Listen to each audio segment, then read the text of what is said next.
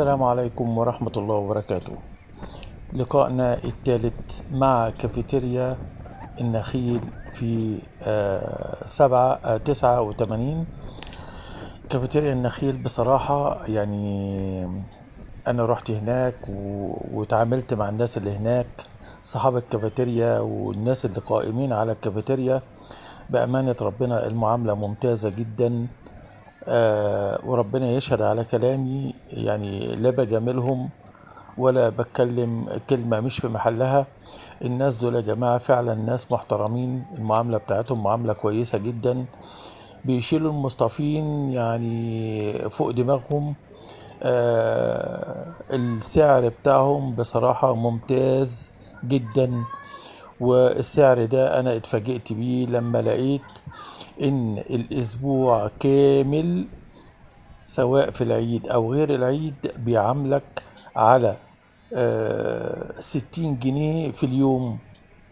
ال60 جنيه في اليوم دي شاملة شمسية واربع كراسي وترابيزة، نفس المنظر اللي انتوا شايفينه ده بس على البحر.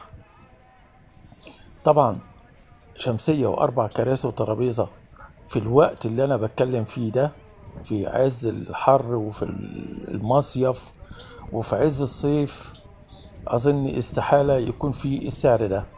وفي نفس الوقت انت لما تروح هتتعامل بنفسك معاهم، بتتحاسب معاهم على 60 جنيه في اليوم، عدد الايام اللي انت بتحضرها او اللي انت بتكون فيها هناك. بالتالي بياخد منك الفلوس وبيديك كارت. الكارت ده مكتوب عليه ابتداء من يوم كذا حتى يوم كذا واسمك. وبالتالي اول الكارت ده بيفضل موجود معاك كل وقت وكل يوم تيجي تروح فيه. اول ما بتديهم الكارت بياخدوا الكارت بيسجلوه عندهم وبيرجعوه لك تاني، وبيجهزوا لك المكان بتاعك ويدوا لك الاربع كراسي والشمسية والترابيزة. واقسم بالله من وقت للتاني بتتفاجئ تلاقيهم داخلين عندك وانت قاعد وبيعدلوا لك الشمسية، سواء الشمس جاية من الناحية دي او من الناحية دي، بيظبطوا لك الشمسية، مش بيحطوا لك الحاجة وخلاص خدوا منك الفلوس وانت قعدت وخلاص انتهى الموضوع على كده. لا، بيتابعوا معاك.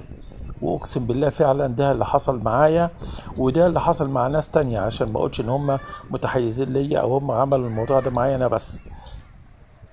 علشان كده قلت اني اعمل الجزء الثالث واوريكم النظام اللي هم بيعملوه، او بص كمية الناس اللي موجودة هناك. التعامل بصراحة فوق الممتاز، والعرض بتاعهم عرض كويس جدا، والمعاملة بتاعتهم دي اهم حاجة. الموقع كويس جدا وزي ما انتم شايفين. علشان كده صورت الجزء الثالث، لان صورت جزئين قبل كده والناس اتفاعلت معايا جدا في اللي بيسألوا عن المكان واللي بيسألوا عن اسم الراجل اللي هناك. طبعا هو صاحب الكافيتيريا الأستاذ مجدي، راجل بصراحة محترم جدا، وأنا فعلا قعدت معاه شخصيا، شخصية كويسة جدا. والناس بتتعامل مع الأستاذ أحمد، وفي عصام بصراحة برضو اتعاملت معاه. وكل سنة وانتم طيبين، وإن شاء الله مصيف سعيد.